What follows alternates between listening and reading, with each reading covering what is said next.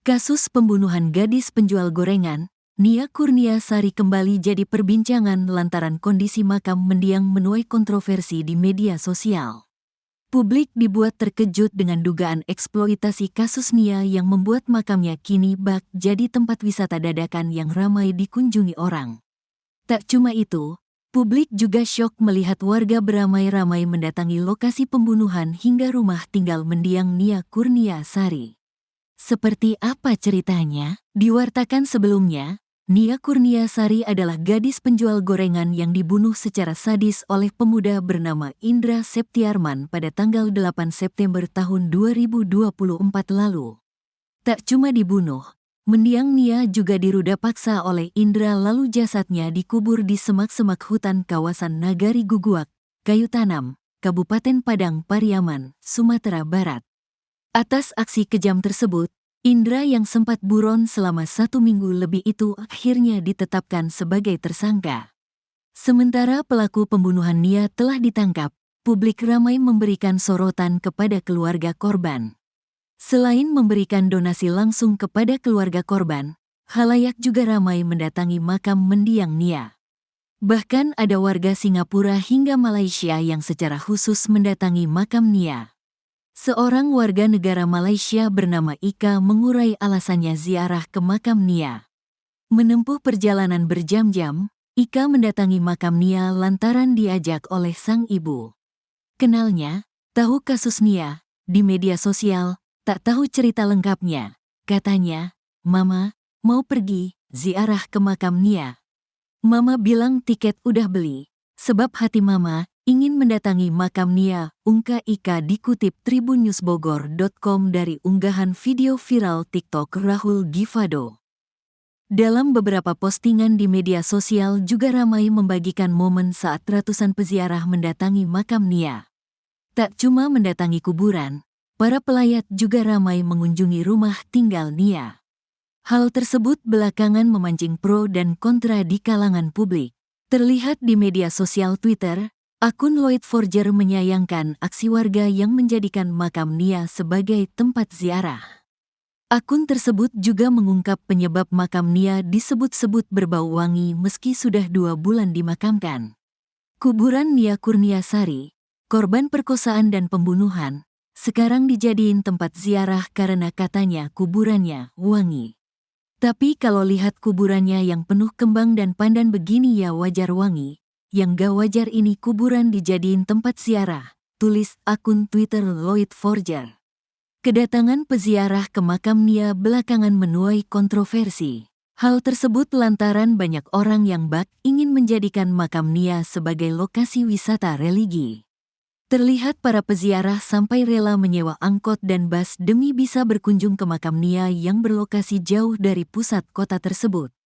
Para peziarah itu tak cuma nyekar ke makam Nia saja, mereka juga mendatangi rumah korban dan mengunjungi lokasi pembunuhan. Aksi tersebut sontak memicu kontroversi lantaran publik melihat adanya dugaan eksploitasi terhadap kasus pembunuhan Nia. Beberapa netizen menganggap aksi warga yang berbondong-bondong ziarah ke makam Nia adalah tindakan berlebihan. Napak tilas ke rumah almarhumah, terus juga ada yang berdoa di lubang bekas jasad almarhumah ditemukan padahal itu jelas-jelas ada polis lain, ada grup Facebooknya, dan yang paling out of the box sih sampai dibuatin prasasti. Ya Allah, tulis akun Twitter Futari. Seperti diketahui, kasus pembunuhan Nia menyedot perhatian satu Indonesia lantaran sosok korban yang bak jadi panutan. Nia selama ini dikenal sebagai tulang punggung keluarga yang tak malu berjualan gorengan demi bisa mengenyam pendidikan di bangku kuliah.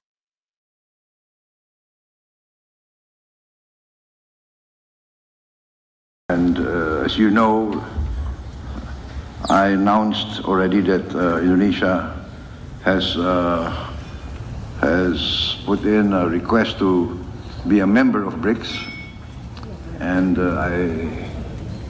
I was inaugurated on the 20th of October, and I installed my cabinet on the 21st of October, and I sent my foreign minister to fly direct to Kazan for the BRICS summit, which I could not attend, but So I think the BRICS organization with B as the alphabet that denotes Brazil shows how Brazil is actually on the forward edge of global developments. So I applaud this, and actually I already announced in 2014 when I started my attempts at running for president of Indonesia. I did announce that when I become president of Indonesia, I will bring Indonesia to join BRICS. So that was when 20th of October I was installed. 21st I sent my foreign minister, and we want to join Brazil and the other BRICS countries. We think that this will be a significant new element in the global economy. Gunung Ibu di Halmahera Barat, Maluku Utara mengalami erupsi pada Senin 18 November siang.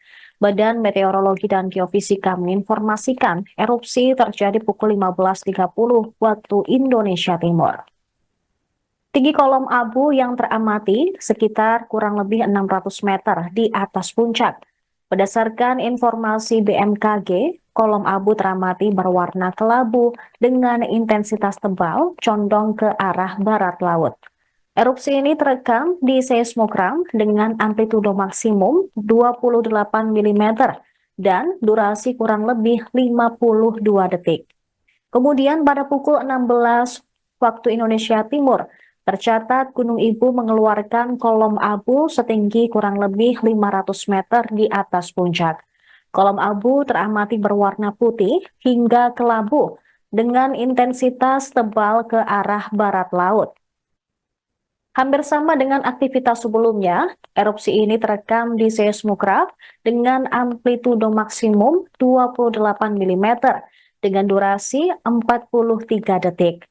Bahkan sebelumnya pada pukul 13.38 waktu Indonesia Timur, erupsi Gunung Ibu juga mengeluarkan kolom abu setinggi kurang lebih 700 meter di atas puncak atau 22.025 meter di atas permukaan laut. PVMBG juga melaporkan saat ini Gunung Ibu berada pada status level 3 atau siaga.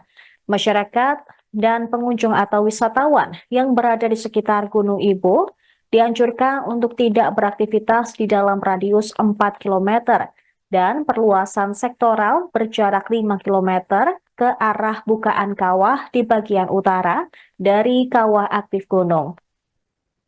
Kemudian jika terjadi hujan abu, masyarakat yang beraktivitas di luar rumah disarankan untuk menggunakan pelindung hidung, mulut, ataupun masker dan juga kacamata. Seluruh pihak juga diimbau agar menjaga kondisivitas suasana di masyarakat untuk tidak menyebarkan narasi bohong dan tidak terpancing isu-isu yang tidak jelas sumbernya. Masyarakat juga diimbau agar selalu mengikuti arahan dari pemerintah daerah. Pemerintah Kabupaten Halmahera Barat senantiasa berkoordinasi dengan Pusat Vulkanologi dan Mitigasi Bencana Geologi di Bandung atau dengan Pos Pengamatan Gunung Ibu di GAMIJ untuk mendapatkan informasi langsung tentang aktivitas Gunung Ibu tersebut. Bahkan masyarakat, instansi pemerintah maupun instansi terkait lainnya dapat memantau perkembangan aktivitas maupun rekomendasi Gunung Ibu melalui website PVMBG atau Magma Indonesia.